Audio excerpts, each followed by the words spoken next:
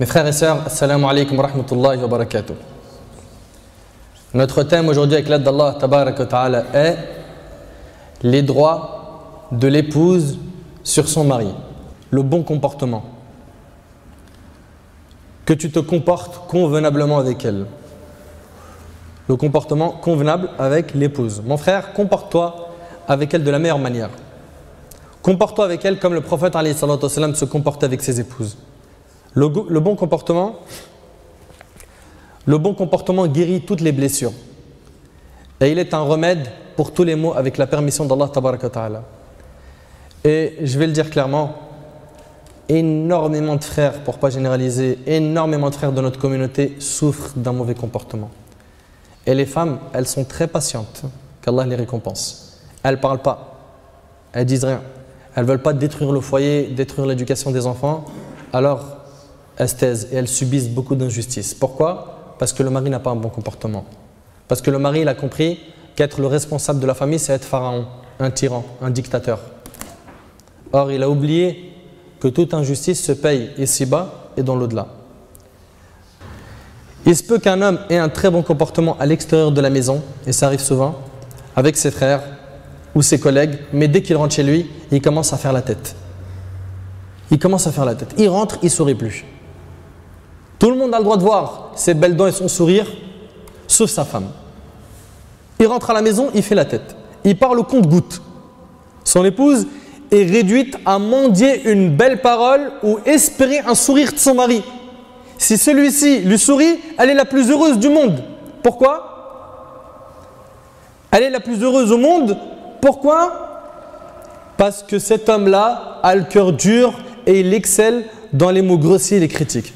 Mon frère, comment veux-tu que ta femme supporte une telle vie? Cet époux est injuste envers lui-même et envers sa femme. Et il n'a pas respecté le commandement d'Allah et celui de Nabi alayhi salatu wassalam. Allah tabarak wa ta'ala, il a dit dans Sourate An-Nisa, ô vous les maris, écoutez bien.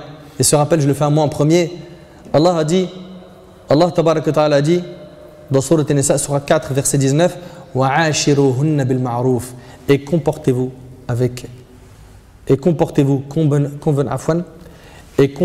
convenablement avec elle. Et comportez-vous convenablement avec elle. Souris à ta femme. Pourquoi tu fais toujours la tête? Pourquoi est-ce que ton visage est toujours triste? Ne me dis pas que c'est parce que tu portes les soucis de la communauté. Mon frère, que je sache, tu n'es pas le prophète alayhi salatu wassalam. Et le prophète alayhi salatu wassalam qui portait lui le souci de la communauté entière était toujours souriant. Toujours souriant.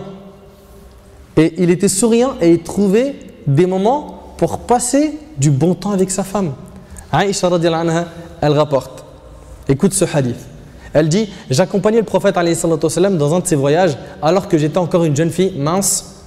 Puis le prophète alayhi salatu wassalam dit aux gens, avancez. Ils ont avancé, puis il me dit, viens faire la course avec moi. Le prophète alayhi salatu wassalam, il dit à sa femme, viens faire la course avec moi. C'est l'imam des musulmans, l'enseignant, le prophète, le dirigeant, c'est le président, c'est lui qui gère tout, Et il trouve du temps pour s'amuser religieusement, de manière licite. S'amuser de manière licite avec qui? Avec Aïcha radiyallahu anha. Il lui dit, viens faire la course avec moi. Viens faire la course avec moi. C'est impressionnant. Hein? Aïcha radiyallahu anha dit, nous fîmes la course ensemble et je le bâtis. C'est elle qui a gagné la course. Il ne m'en parla plus pendant un long moment, jusqu'à ce que j'ai oublié cette course. Plus tard, lorsque je pris du poids, je l'accompagnais une nouvelle fois dans un de ses voyages, puis il dit aux gens, avancez. Ils avancèrent, puis il me dit, viens faire la course avec moi. Nous fîmes la course ensemble et cette fois, il me battit, il rit en disant, cette fois c'est la revanche. Le hadith il est rapporté par Ahmed Abu Daoud et authentifié par l'Albani. Tu vois, Nabi alayhi salatu wassalam, c'était quelqu'un qui trouvait du temps pour s'amuser avec son épouse de manière licite. Pourquoi tu ne le fais pas toi? Pourquoi est-ce que quand tu es avec ta femme, c'est l'armée? C'est fais ça, t'as fait ça ou pas? T'as des comptes rendus toute la journée mon frère, on dirait colonel et tu as des soldats devant toi. Et même s'il y a une dispute, ne sois pas de ceux qui frappent leurs femmes, qui les humilient, qui les rabaissent. Et akhi, les ennemis de l'islam ne font que de combattre la femme musulmane.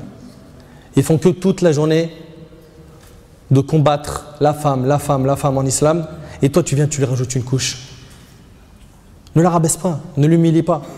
N'oublie pas le verset où Allah il a dit, et comportez-vous avec elle convenablement. Un bon comportement. Je sais qu'il y en a beaucoup, ils disent, ouais, t'as raison, mais attention, la théorie tu l'as, la pratique je sais que c'est dur, mais tu dois mettre en pratique ça. Tu dois mettre en pratique ce que tu es en train d'entendre. Frappe pas ta femme. Il se peut qu'elle fasse des erreurs, contiens ta rage, ne t'exprime pas au moment de la colère parce qu'il est possible que tu sautes le plafond. Et l'inverse, hein. Et l'inverse. Il y a des sœurs, elles m'ont dit, moi je prends le canapé et je le retourne. Bon. Plein d'histoires comme ça. Enfin, bien sûr, si tu sais qu'au moment de la colère, si tu parles, ça va être chaud, là, tu te contiens, tu maîtrises ta colère et c'est là où tu auras mis en pratique le hadith où Nabi alayhi salam il a dit à l'homme qui lui a posé la question, fais-moi une recommandation, il a dit quoi? La tardab.